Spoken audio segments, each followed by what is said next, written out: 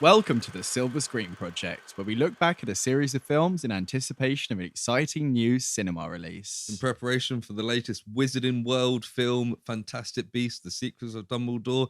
First, we watched Fantastic Beasts: Where to Find Them. Then we watched Fantastic Beasts: The Crimes of Grindelwald. And here we are, having watched Fantastic Beasts: The Secrets of Dumbledore. Yes, indeed. So, going back on the first two, we both thought the first was better when we first saw it, and it's actually not that good. Yes. The second one is genuinely terrible. Yep. What did you think of the third one? I thought that it was an improvement slightly on the previous film. I agree. I think that somehow they took the wrong criticism from the last film where there was a lot of exposition and they didn't explain anything in this film. Yeah, see, my general feelings were that I enjoyed most of the film. Yeah. Except the plot. Yeah, that's always good. I was having fun with it, but if I thought about any of the plot elements, it was bad. Yeah, there's some great set pieces in this. The opening's good. Yeah, there's some good kind of stuff with beasts, but not nearly as much as other ones. Yes, there's also some very silly things with beasts. I thought the humor was quite good in this. There was moments that genuinely made me laugh. Yeah. But yeah, I think the Beasts, once again, surprise, in a Fantastic Beasts series, were the standout. Yeah. And once again, it made me want the film series to just be about the Beasts. We get introduced some new beasts. There is the Chillin deer, who's like a magical deer. Yeah, we won't go into the plot of that too much. We'll try and stay spoiler free initially. We'll get spoilers in. We get a bird that's like a hot air balloon bird, which we only see very slightly. Yeah. And we get the classics, the Nifflers back, yes, the little stick insects back, yeah, and there's some kind of bug type creatures. We get some crabs and then a big crab. The beasts are fun, and again, I find the characters fairly likable. Yeah, like Newt is still a fun character. I like Newt. His brother's good in this. He plays a bigger role. I like his brother. Yeah. Jacob is again a standout in this. 100% agree. Yeah. And Dumbledore plays a bigger role in this because his name's in the film. Yes. I think the characters are generally quite good. Yeah. There's also quite a few characters that don't need to be in this film. And there's some that are noticeably absent from this film. Yes. Stand up for me, firstly addressing the fact that they once again changed Grindelwald. Yes. Because of the ongoing stuff that everyone knows about. Yeah. Mads Mikkelsen. Part of me feels like they should have just had Mads Mikkelsen from the start because Mads Mikkelsen's great. Makes sense opposite Jude Law as well, considering some of the secrets that aren't so secret in this. Yes. I like the fact that straight out the bat they addressed that they were in a gay relationship. Although in China they only had to remove 2 lines, which shows how heavily they lent into it in this. Yes, but I thought Mads Mikkelsen was good. Again, Jude Law as Dumbledore, I think it's great. Mm-hmm. I think he really epitomizes the character and plays him really well. Yeah. As I mentioned, Jacob was funny. Yeah, they've got a good team in this. The kind of ensemble cast, I think they play into them. There's quite a few new characters or characters that give them more spotlight, and I think generally that like core kind of magical Suicide Squad as they are kind of works well. I think a couple of them were a bit wasted. A couple of them were good. And they also have kind of pushed aside some of the main characters from before to very small roles. Yeah, there's one particular but I don't feel their character arc was anything at all, and it was very much wasted.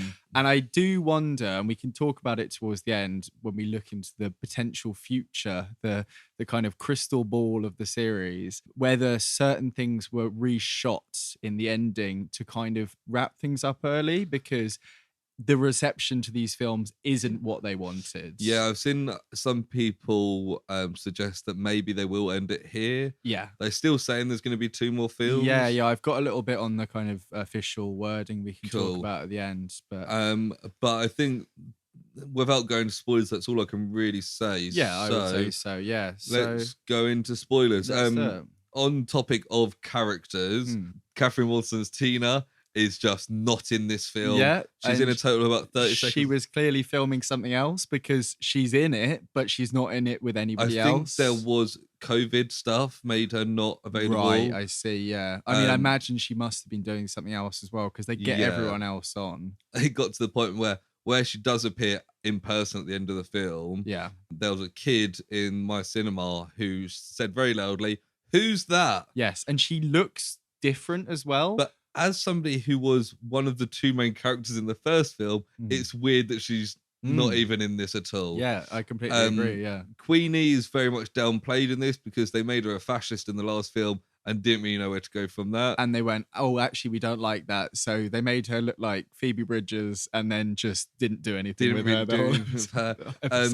Credence is downplayed a bit. He still has significant bits, but once the film really gets into the plot, he kind of becomes irrelevant. Yeah. And it kind of ends with him going off, perhaps never to be seen again, particularly with the stuff going on with Ezra Miller in real life. I wouldn't be surprised if he doesn't make another appearance as well. Yeah, and considering they threw Johnny Depp away quite quickly. Well, apparently they haven't made any comment on it at time of recording. The Warner Brothers, that is. So who knows what's happening? The next one's going to be at least a couple years out, so maybe they're hoping it will just resolve itself. But the way the film ended, you could easily write in that Credence and Aberforth just go off and live their happy lives together until Credence dies, because they make a point that he's dying. He looks like shit, like intentionally so. Yeah, he looks like a theatre production version of Snape in this film. He really does. He really does. Yeah. The Suicide Squad-esque kind of group, when we get them on the train, I think generally quite like that concept. I liked the idea that Dumbledore had secret plans for all of them that weren't ever going to come to fruition, but to kind of murky the waters. It's this whole idea of the kind of counterintelligence where they call it like countersight or something, because Grindelwald's getting these visions and certain things like Jacob getting the fake wand is supposed to be playing against that, but also ends up causing more problems than it's worth. So very kind of murky. So I liked the idea of having all these mixed stuff, but it kind of does. None of it really matters. Yeah, they don't do much with a lot of it. And like you say, we talk when you get it. to like the final bit, it turns out that most of these people didn't even need to be in there. No. Obviously, it's murky in the waters. So they don't see the real plan. But like Yusuf Karma, the character who's in the last film, he is sent to be undercover with Grindelwald. Yeah. He has a conversation. He openly comes to him and says, I've been sent to spy. It's supposed to be this double agent. But I think it's still part of the plan. That's it, yeah. And he has the memories of his sister. Well, I was going to say, he has the memories of Leta Lestrange taken out from, just like the writers of this film did. Yeah. And then he doesn't say another word for the rest of the film. I actually think he doesn't. Yeah. He doesn't say another word. Yeah. He's in scenes. Yeah. Walking around, doing stuff. He goes back to the good side, but he never says a word. Yeah. Which is bizarre, right? There's a lot of bizarre stuff in this film. Bizarre beasts and where to find them. One other thing I noticed was that they're in Germany in the early 30s and you don't see a single Nazi. Yes, although the parallels are very intentional. Yes. The semi-legitimate rise to power that potentially happens. Giving him some power so they can control him and then not... It's, there's something there, but it did very much, and we're moving into dislikes immediately. I've got one more good thing to say, but it does feel very cliched having the Germans the bad guys, especially with these kind of semi-SS forces set at the time. And the whole thing is that Nazis and Grindelwald are meant to be intrinsically linked. Although I'm sure we'll never see that happen. The one thing that stood out to me, one more good thing. the Nazi prison, which is the Scorpion Lair thing, I thought was quite a fun bit. It was great. He goes in and he doesn't have his wand, and it's kind of this like dungeon crawling mission, and then he has to do the silly dance, and it's a bonding moment for the two who, as you said, they make a good pair, those two. Yeah, and they really seem like brothers. And they're both very awkward in different ways, even when they meet on the train. And what's she called, like Latta or whatever, the charms professor, Latty or Lassie or whatever, who I thought was generally okay, a little bit strange. Lally? Lally, yeah. It's kind of strange choice with some of the accents and stuff. Yeah. but she's kind of being a bit flirty with him, and he just immediately goes like, "Oh, that's actually not my department." It's like he's very British, he's very government guy. I like Theseus. But yeah, that whole bit with the dancing with the crabs is good fun. It's good. It may have gone on too long for the plot, but it was probably the funnest part of the film. Exactly. Yeah, I agree. And the stuff even with Niffler and the little stick thing and the German guy who's the guard. That was the bit that I remember enjoying the most out of the film, which is not good. It had really. No relevant. Another thing that we mentioned last time around when we talked about the crimes of Grindelwald, still, I mean, they absolved Grindelwald of his crimes, but he still hasn't really done anything. No, I mean, he three films building up, and he kills a horse, the chillin. The little deer, but he hasn't really done anything to be this Hitler character yet. No, like everyone's scared of him. Everyone's like it's a kids film. I understand, but like maybe do a little bit of genocide just to kind of just a little bit of genocide, just to make it really seem like this guy is truly evil. Because this was like the prototype Voldemort, and like and Voldemort's way worse than him. Voldemort's way worse. And Voldemort's like half as powerful for most of the films. But like it's still like Grindelwald hasn't done anything yet. Well, we're moving into the dislikes here. We've mentioned Queenie, we've mentioned Yusuf Kama, and Tina as well. One of the things that we touched on is the Chillin, which I've written as magical horse, but you're right, it's kind of more of a deer. So first of all, a magical horse is no basis for democracy. Absolutely. So we find out in this film through vague exposition, and I say that because they don't tell us really what's going on. Basically, the magical horse chooses the president, or used to choose the president. The political system in this world makes no sense and whatsoever. Also, because of that, we find out that there is a president who they don't mention the official title. Do you know what it is? Mugwump. Yes. Do they mention that? No, they don't. No. So the Supreme Mugwump is the name of the head of the International Confederate of Wizards. Yeah, I thought, because they don't explain how these elections work at all. No. I thought at first they were standing to be the head of the German Ministry of Magic. Right. Because they're in German. Then we go to Bhutan. Yes. And it's like, oh no, this is for the president of the Wizarding world. Yeah, they say it's the Confederate, but we don't quite. They do say international. And everyone's going to vote, but then they have a final vote, and there's literally like 50 people there. I think everyone around the world is also voting because they all shoot their coloured ones as well. Is that... And I think the fact, magic. But why does the Chillin? Because the Chillin is an ancient tradition, so it's like them bringing back some. So in a modern democracy, it's like them bringing some stupid old tradition. But like the thing is as well, like the Chillin bows to somebody that is good of heart. Yes, and the implication is if they bows to one of these three candidates, then they're the one that's true of heart. Firstly, if somebody really supported their political leader, they'd support them even if they weren't, because just being true of heart doesn't necessarily mean, and that's also a very vague term, the best leader. Yeah. And also in this democracy, one of the leaders who is known to be evil and has recently been absolved of his crimes, despite a lot of people know, turns up with one of these Chillins, and then the Chillin chooses him. Well, and everyone's he doesn't bring it with him. The very obviously evil German chancellor guy actually brings it out, but and it's like, clearly, and and these are magic people. They decide then at the introduction of the third candidate. They go, well, because there's three, we couldn't possibly do a vote three ways. We have to bring out the magical deer horse, which is obviously. Nonsense.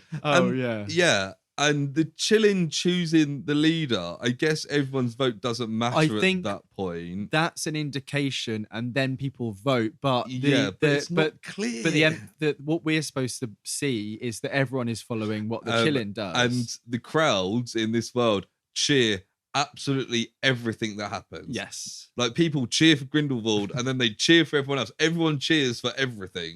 Non-stop throughout the film. And this is a world where people know about like necromancy and stuff. And nobody thought, let's check this Chillin before it chooses the leader of the world. Check yourself before you're chilling yourself. Considering as well, the first thing it chooses Grindelwald, first thing he does is declare war on Muggles. Absolutely. And this is again going back to the Jacob thing. So Dumbledore's plan was to give him a fake wand to confuse things, but then the fake assassination is what gives him the ammunition to then declare war on Muggles. Yeah. So if that wand hadn't been involved... But also, it's weird that in the last film, Grindelwald kind of made the point that, like, oh, I don't actually want to kill Muggles. I just want us to be the dominant people. As soon as he gets power, he just immediately... Kill Muggles. Yeah. And the other super, super dumb thing with the chilling is Dumbledore. This is where I was going, with Dumbledore, yeah. So... even in the Harry Potter films, particularly the latter two, it's made clear that Dumbledore isn't a wholly good guy. Perfect. He's a flawed character. And we see that in this very clearly. He's a good-hearted but extremely flawed character. And that's a good quality of Dumbledore.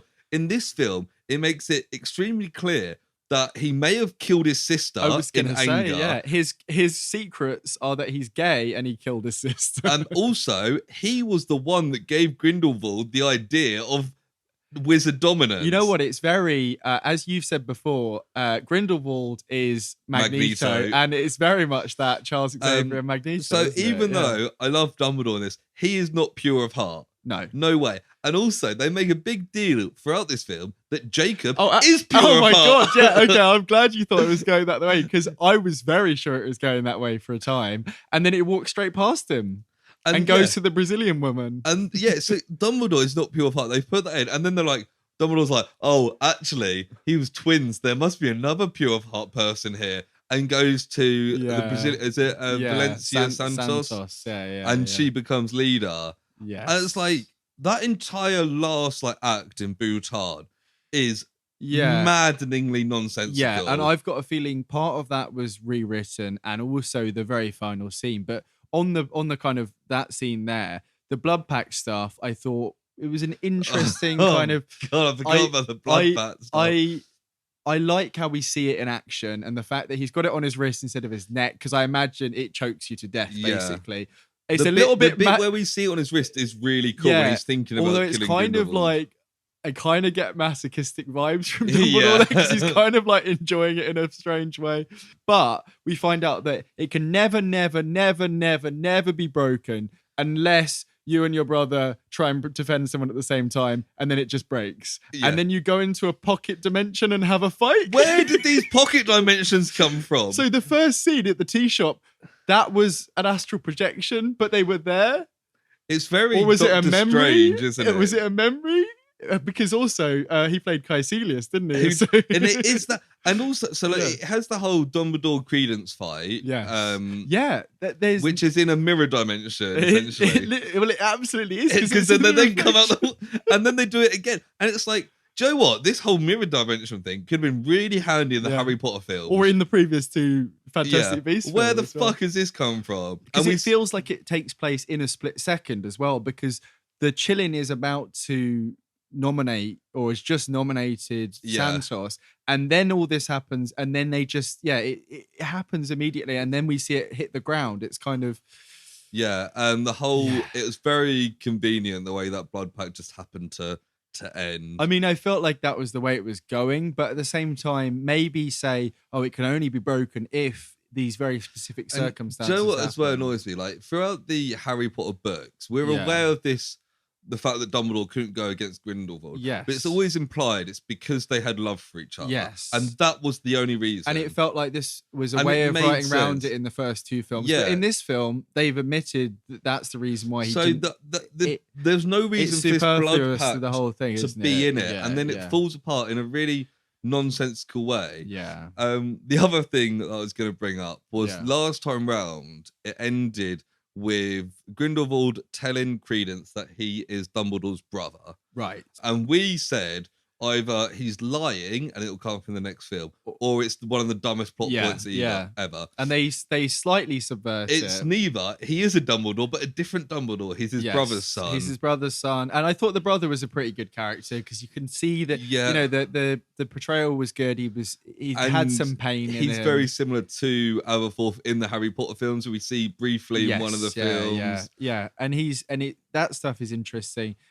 And did you know Credence's surname was Barebone? Yeah. I didn't know that. I saw that when I was looking over it. But it just seemed like making him Aberforth's son was a cop-out, because they knew that they didn't end the last... And they knew people were upset about the end of the last thing.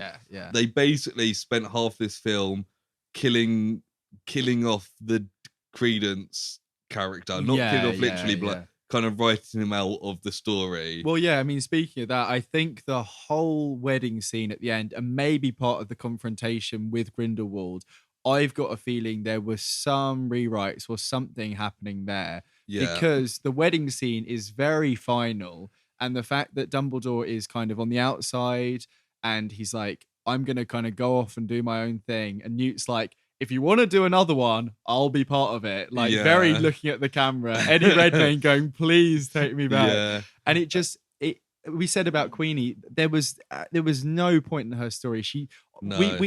I said specifically in her kind of turn at the end of the second one, I was hoping that things would go kind of in a tragic direction. Yeah. Maybe she'd become evil over this episode. And she just immediately feels bad about it and then switches sides again. There was no point in any of it. It was just so that he had someone who could read minds. Yeah. And I really felt that last scene could be the end of this series. Yeah.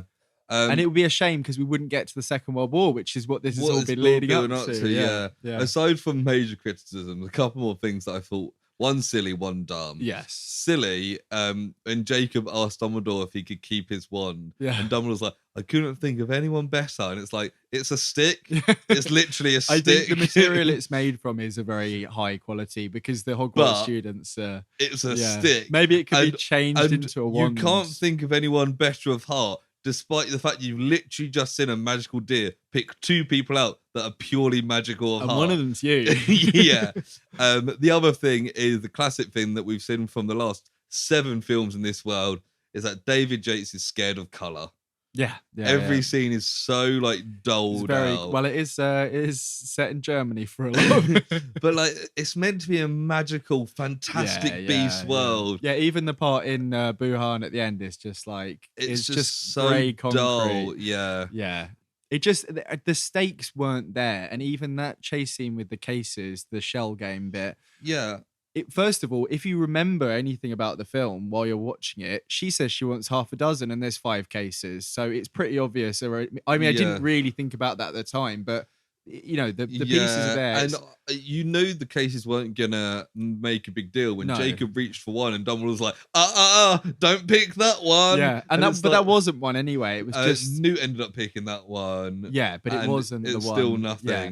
And also the fact that all the German enemies that are chasing them, they're still all using non-lethal spells the whole time. There's only a couple of lethal spells. And it is again, most of the battles is just shooting lasers at each other. Yes, yeah. And then we get one guy stuck in a wall, which I thought was cool. Yeah. More of that would be great because these are all powerful wizards. You shouldn't just be shooting light at each other. That's boring. The split-second fight they have at the end is interesting because of they kind of getting close. It's kind of a martial arts at the same time. It's still the same lasers we saw Harry Potter and Voldemort shoot each other. That aren't spells. They're just lasers, like you say. And it looks cool and it looks like Ghostbusters. But, you know... This is meant to be a magical But that's world. Still better than the blue... I assume, what is it, Expelliarmus or whatever? Yeah. Who knows? But... Looking to the future, they announced in April 2022 that Warner Brothers that they are potentially greenlighting the next 2, and it is based on the critical and commercial performance of The Secrets of Dumbledore. Wow! So at this point, we probably won't see 2 more, but I wouldn't be surprised if they put another one in just to wrap up the story. I know I talk a lot about David Yates, but I really think it'd at least be interesting to give it to somebody else to see what they can do with these characters. Yes. Well, I've heard lots of people online theorizing that they are going to try and move towards a Cursed Child film at some point. Oh, God. Which would make more money than this, especially if the original cast... But have you ever read through the plot of the Cursed Child? I haven't, and I don't want to know because I am... planning on seeing it live at the end of the year. So I'm so sorry. Well, the special effects are supposed to be fantastic. Do you know what? Actually, there was, before I saw the film, there was a trailer for the theatre production. Yeah. And I was actually, I'm quite interested to see how the magic works. Apparently, that's the standout part. They do some fantastic stuff. I know that it's interesting, but I don't know how exactly. Yeah. So, so to finish off, I'm going to ask you whether or not this film lived up to the hype. last time round, you actually were quite excited for this. I was kind of, then I remembered it was David Yates and kind of ruined my excitement. Yes. So, Proj Yes or Proj No, did this live up to the huge hype that you had in your head for this film? Resoundingly Proj No. For me, this was exactly as good as I thought it was going to be. Really? So what does that mean? Is that a Proj Yes then? I guess so. It lived up to my personal hype, Proj Yes. Wow. Because it was better than the last. It still wasn't very good. Yeah. Which is kind of what I expected. So that is the silver screen project for Fantastic Beasts. We haven't got a long break before we do our next series, which we will announce shortly. Yes. You have to tune into our main podcast, the Project, to find out exactly what that will be, or have a look at some cinema listings and see if you can figure it out yourself. Yes. But in the meantime, I hope you've enjoyed this mini series on Fantastic Beasts. Please come back next time because it's fun talking about this stuff. We want to carry on doing it. But thanks for listening. Thanks for listening. See you next time. Bye. Bye.